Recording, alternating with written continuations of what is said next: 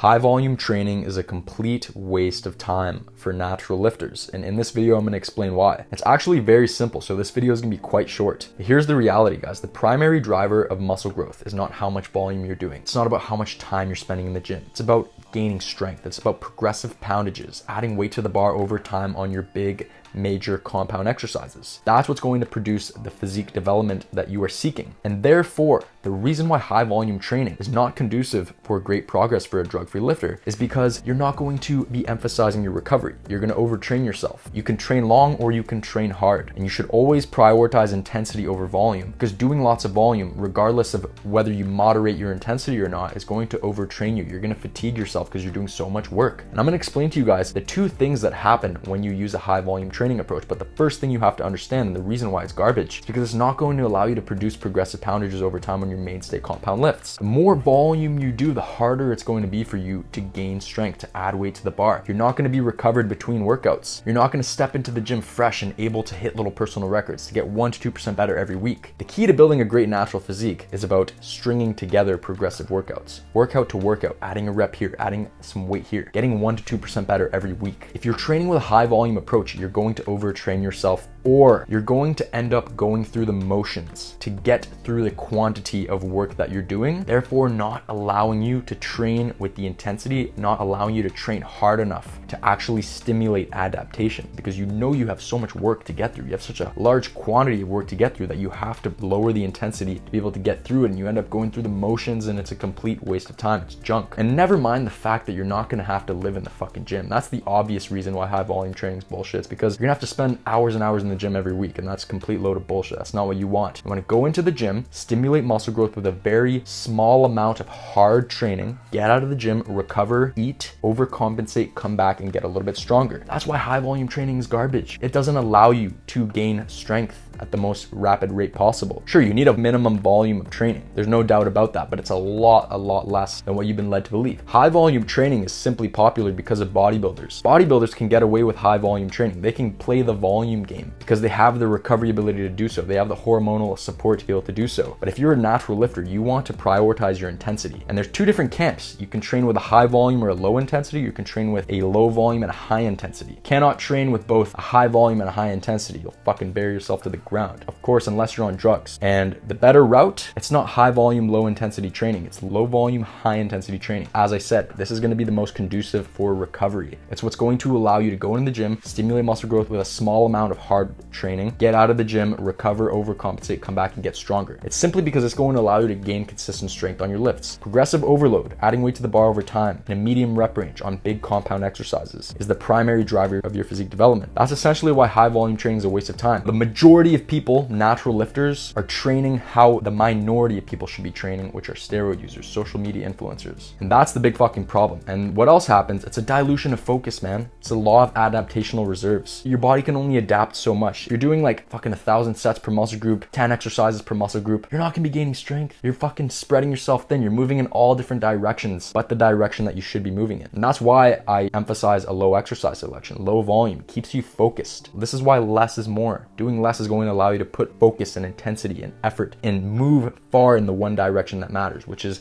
getting stronger over time at the lifts you're doing, mastering them, getting as strong as possible at them. And that's what's going to produce the physique development you're after. So that's why high volume training is just a waste of time. It's truly that simple. If you want to, sacrifice the intensity, basically go through the motions, you can make it work. But then again, it's very easy to overtrain yourself following this type of approach because you're doing so much work. You're going to be fatiguing yourself and you're going to end up living in the gym. You spend hours and hours in the gym every week, which is a complete waste of fucking time. So let's assume that there's 5 quality reps in every set that you do. If you were doing 3 sets to failure, you would need 15 sets. If you were leaving 4 reps in the tank, like a lot of people do, they don't train close to failure. You would need 15 sets to get the same amount of growth stimulation that you could have gotten from 3 sets to failure. And once again, what do you think is going to be more conducive for a natural lifter? Doing the endless amount of sets, fatiguing yourself, overtraining yourself, or getting it done with a small amount of work, getting out of the gym, recovering, overcompensating, coming back with the ability to add a little bit of strength, get 1 to 2% better? What do you think is going to yield the best amount of improvement? So that's why high volume training is a waste of time, guys. So if you enjoyed this video, drop a like and subscribe.